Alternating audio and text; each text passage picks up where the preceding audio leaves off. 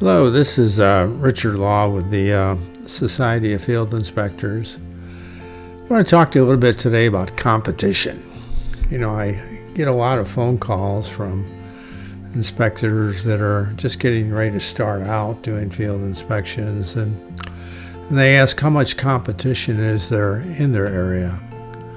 So what is the best way to evaluate competition? Probably the best way to do that is you need to kind of look at who the competition is out there and who you can eliminate.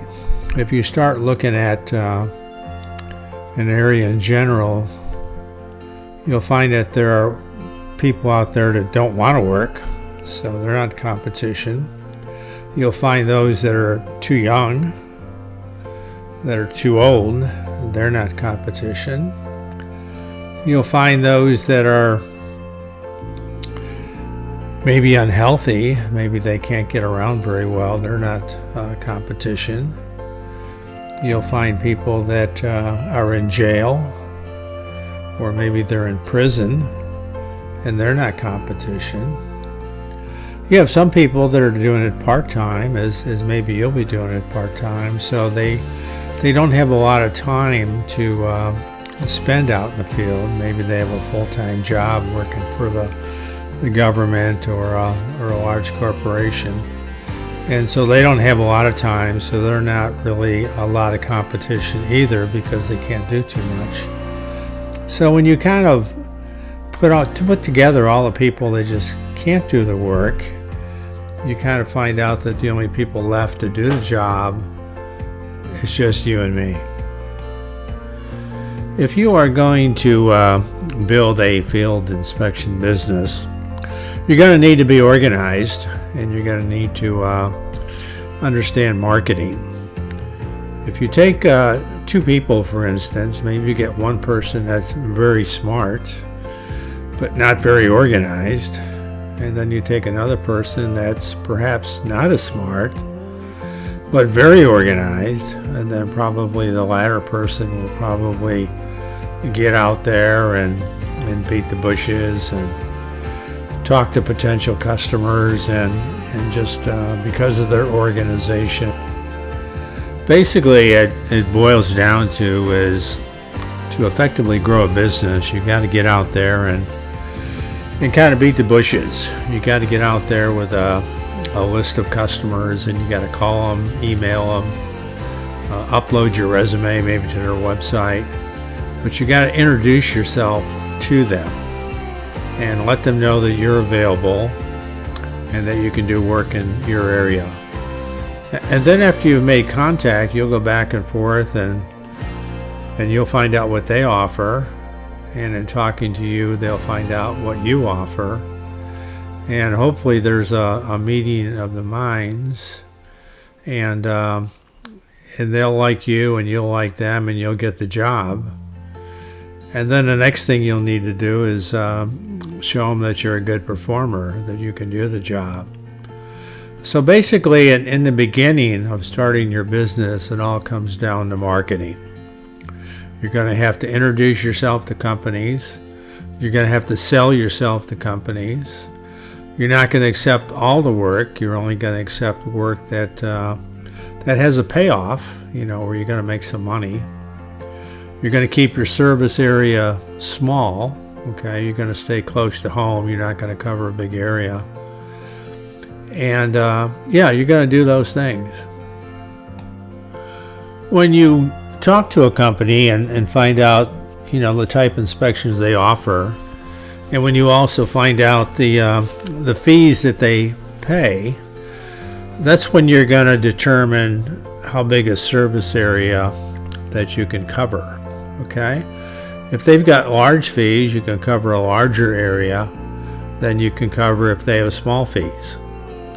And what I found over the years is maybe I'm working for a dozen different companies, and working for multiple companies is a good idea, because then when you go to a certain area, maybe you're working for 4 or 5 companies and doing a lot of work in a small area, so you're more efficient and you make more money. So I think that's important. But going back to service areas, when I've had 12 different companies I was working for, with a very large range sometimes in the fees that they were paying. So I would have 12 companies and 12 different service areas. So if the fees were bigger, I could cover a bigger area. If the volume was also bigger, I could cover a bigger area. But if the fees were medium or starting to get near low, then I would cover a much smaller area. So the important thing there is you got to kind of make your service area fit the fees that they offer. You can also tell them that, hey, you might be able to go out of your service area for them, but you would also expect to get more money. And they would have to provide you with an address and a type inspection, and you would provide them with the cost, the fee that which you would have to get in order to do the job, and build their business quicker and make more money. Getting back to competition, most of what you would call the so-called competition is not competition because they don't know where to go to look for jobs. Some of them may find 1 job, 2 jobs, maybe 5 jobs by going online and finding some hiring companies. But when you do that, you really don't know what you're getting involved with. You don't know how good the companies are, if they have any pay problems, if they're slow pays or no pay companies. So you don't want to get involved there. So one way to eliminate the competition, there's not going to be that much, is to have a good source for companies that you want to contact and get work from. And probably the best source that we can offer to you, and probably the best source in the industry, is the National Field Service Directory.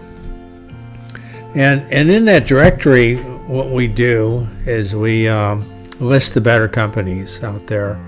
For most areas, that's going to be probably around 75 or 80 of the higher quality companies that pay the higher fees.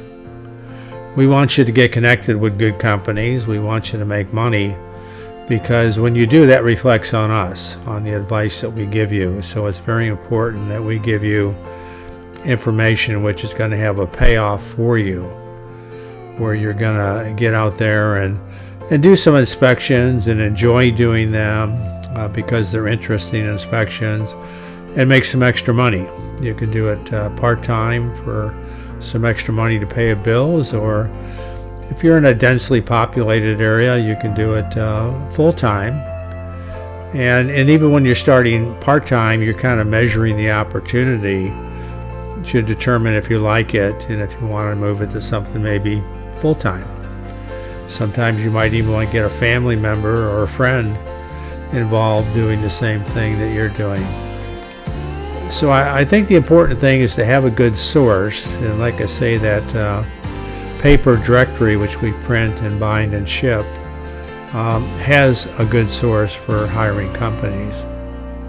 We also give you with that directory a download, a PDF file which lists contact information on other field reps.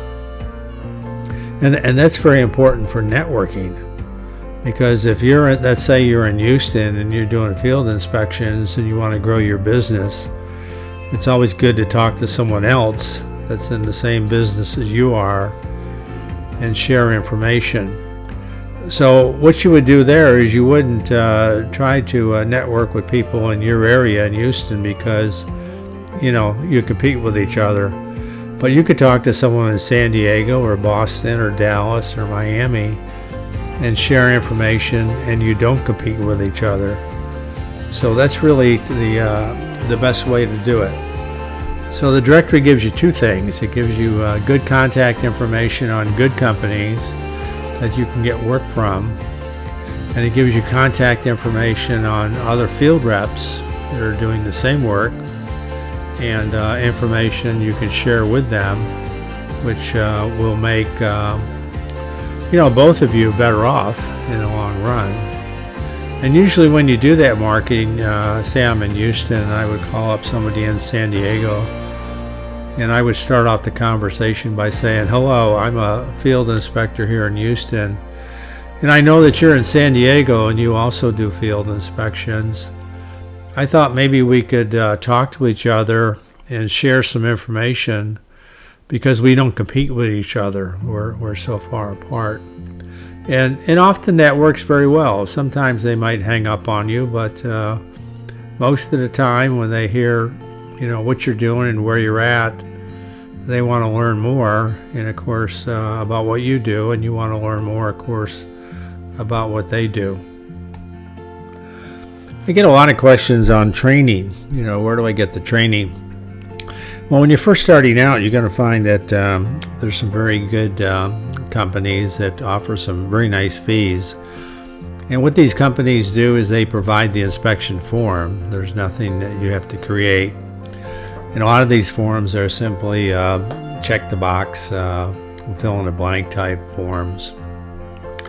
And usually what they do is they'll give you some instruction, call it training, on what needs to be done. And they'll either do that by just talking to you on the phone, walking you through it. They may send you a video to watch. They may invite you to a webinar where you can get some training, and maybe have an opportunity to ask some questions. So the training part of it is pretty straightforward. The company wants you to do a great job, so of course they're going to give you what you need, to do that job. So I think that's important, okay, because some new inspectors are kind of reluctant to get started because they really don't know if they are qualified to do it, if they're capable of doing it. And I think the answer to that is you shouldn't really have a problem, I don't think. I'm looking at the time here, and I don't want to make this video too long. I kind of want to get to the high points and let you discover some of the other information that's available.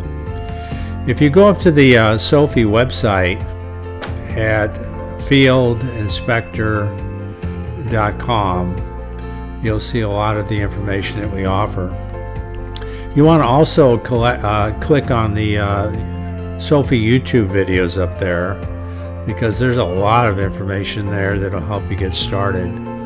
You can also go direct to the videos by just simply going to sofi.video, SOFI.video, and then take your time and look at the titles on the videos and go through the ones that are you're most interested up front. The other thing you want to do is take a look at some of the videos that walk you through some of the resumes that we create. We create the best resumes in the industry. There are one-page flyers that say who you are, what you do, and where you do it. And we've been designing those resumes for decades. So we know what works. We know how to get attention for you. And like I say, a resume is what you need. And if you go back and look at the directory, which gives you the companies you need to contact and introduce yourself, and then look at the resumes, which is going to be one of the ways in which you are going to introduce yourself. And those two things were really going to help you eliminate a lot of the competition. Because if you go back and look at all the SOFI members and what they have, you're going to find that very, very, very small number of them have both a directory and a resume. So when you have those two items, you're beating out a lot of the competition. You're getting with the higher quality companies, the higher fee companies. You're providing them with a introduction to them that's very effective. And I think it's just a great way to kind of get started and grow your business, and do it part-time, move it to full-time, whatever you need to do. and just make some extra money doing things that you're going to like doing, that are interesting. Be sure to, like I say, go up to fieldinspector.com and kind of look at all the information up there. Look at the blogs. You can also follow Sophie, and you can also follow me personally up at Twitter. I'm starting to like Twitter more and more now that Elon Musk is in charge. So do those things. I also take phone calls. You can call me. You can reach me at area code 352-324-6042. If you miss me, leave a message. I'll call you back and answer your questions. Before you get started in something new, you want to kind of make sure you get all the information. I think a lot of it's up at fieldinspector.com, but there's probably some holes up there that need to be answered. And like I say, you can give me a call. And on that telephone number, that's a Florida telephone, so if you're on the West Coast, remember the time difference. And that's basically it. So I would enjoy talking to you and answering your questions and chatting about anything you want to chat about, because I think it's important that you kind of know what's going on. Go up to the Sophie store and see what's up there. Everything that we offer, has a satisfaction guarantee, so there's no risk to you. And like I say, we'll talk to you. We're not afraid to talk to you. We'll guarantee any products that you purchase, because we think that they'll help you just, grow your business. So like I say, I'm looking forward to hearing more from you, and I hope this video has given you a lot of good information to kind of make you more comfortable and help you decide, because you have to make the decision as to whether this is something you want to do. And it's not for everyone, but it is for a lot of people, and you can kind of make it fit your schedule and other things you're doing, and we'll be there to help you. So take care and have a great day.